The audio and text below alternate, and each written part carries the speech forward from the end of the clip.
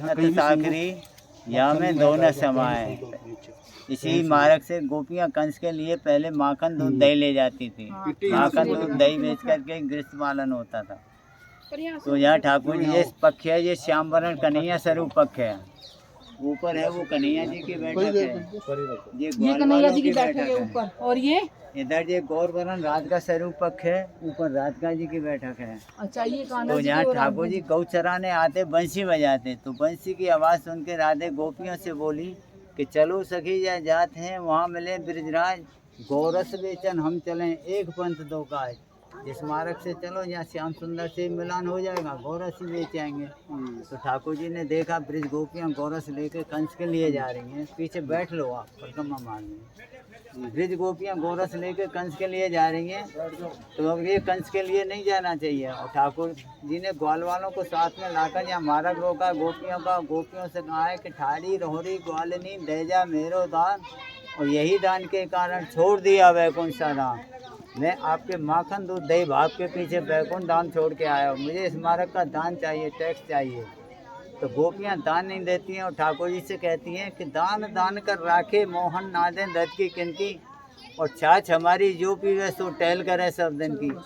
जो घर में सब दिन काम करता है, गौ चराता है, उसके लिए छाछ मिलती है। आप तो ऐसे कह रहे हो जो मूल तत्व माखन का दान मांग रहे हो, ये आपके बाप का रास्ता हो। ठाकुर जी से कह रही हैं गोपियाँ ये मार्ग तेरे बाप का नहीं है, तो इसका टैक्स दें। तो ठाकुर जी ग्वाल वालों को इशारा मार देते हैं, गोपियों की माखन दूध दही की मटकी लेकर भोग लगा के इसी स्थान पर तोड़ देते हैं। यहाँ से बराबर माखन दूध दही की महक आती है। तो त्रिलोकीनाथ तीन लोक में पूजे हैं, यहाँ गोपियों से दान भी लिया है और मार भी खाई है। क्योंकि गोपियों की मटकी तोड़ते हैं, माखन खा जाते हैं। तो गोपियाँ एक दिन एकजुट होके आती हैं, कुछ छुपे रिश्तम आती हैं, कुछ मटकी लेकर आती हैं।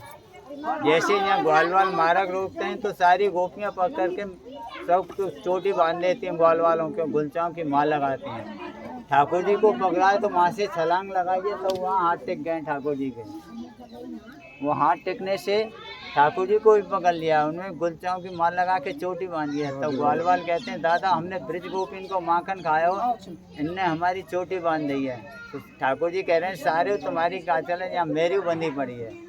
तो ये लीला देखने के लिए ब्रह्मा जी ने यहाँ स्थान मांगा है। तो ब्रह्मा जी स्वयं पर्वत रूप में विराजमान है यहाँ। ब्रह्मा जी के चार मुख होते हैं, इस पर्वत के चार गढ़ हैं। इस पर्वत की चोटी पे बिलासगढ़, आगे है मानगढ़, इधर तानगढ़, और श्री जी विराजमान है उसको बोलते हैं भानगढ़। तो बिलासगढ़ का ये रहस्य है।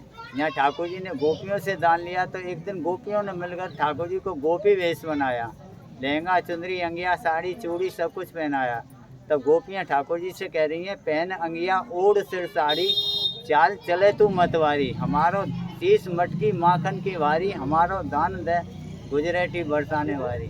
तो ठाकुर जी को गुजरी बनाया है और उनसे दान लेना है।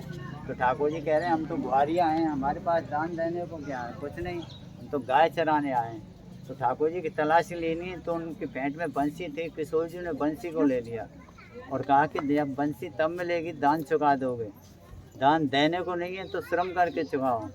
तो राधा रानी को सवा पैर दानगढ़ पर ले जाकर के झूला झुलाया है ठाकुर जी ने स्वयं दान के रूप में, इसलिए वो दानगढ़ है।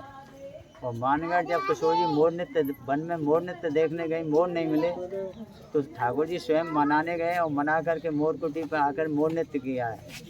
किशोर जी ठाकुर जी का मोर नृत्य देख करके इतनी मोहित हो गई, स्वयं में मोर बन के नाचने हैं और भानगढ़ पर स्वयं विराजमान है।